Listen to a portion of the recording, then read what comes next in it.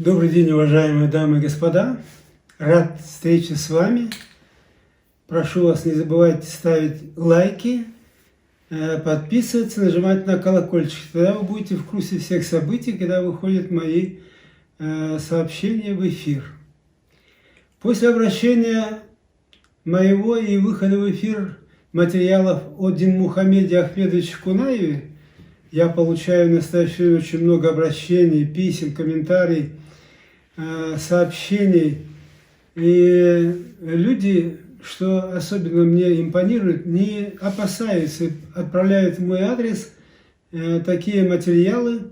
В частности, 3 января 2021 года один очень близкий соратник Динмухамеда Ахмедовича Кунаева прислал мне очень важное сообщение, которым я не смог не поделиться с вами. Вы поймете, почему я это делаю. Он сказал, что последние годы жизни от отставки на пленуме ЦК Компартии 1986 года Динмухамеда Ахмедовича Кунаева и до его смерти в августе 1993 года он пребывал в таком, как он говорит, забвении со стороны власти. Преступная власть во главе с Нурсултаном Назарбаевым изолировала этого выдающегося человека, и он находился в изоляции, но вместе с тем Нурсултан Назарбаев никогда не упускал его из виду, поскольку он боялся не только Кунаева, но и даже духа Кунаева.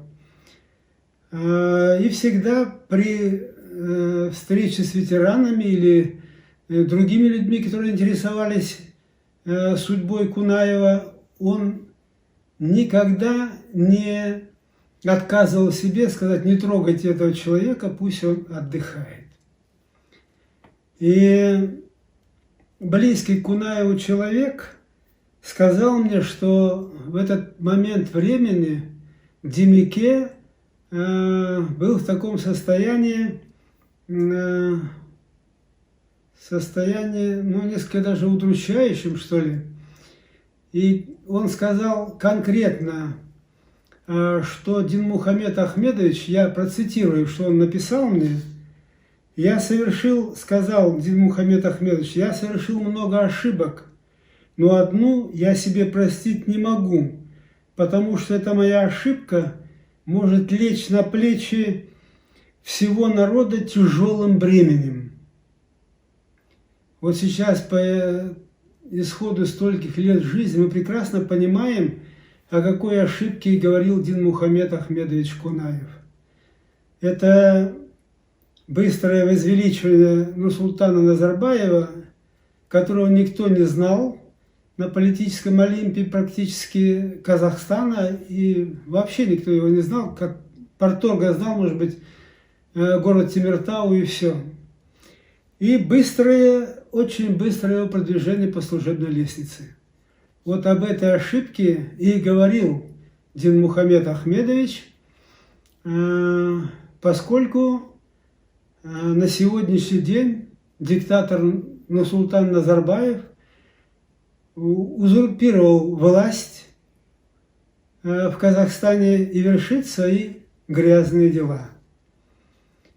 И что характерно, что перед смертью Динмухамед Ахмедович конкретно сказал эти слова и признался в своей ошибке.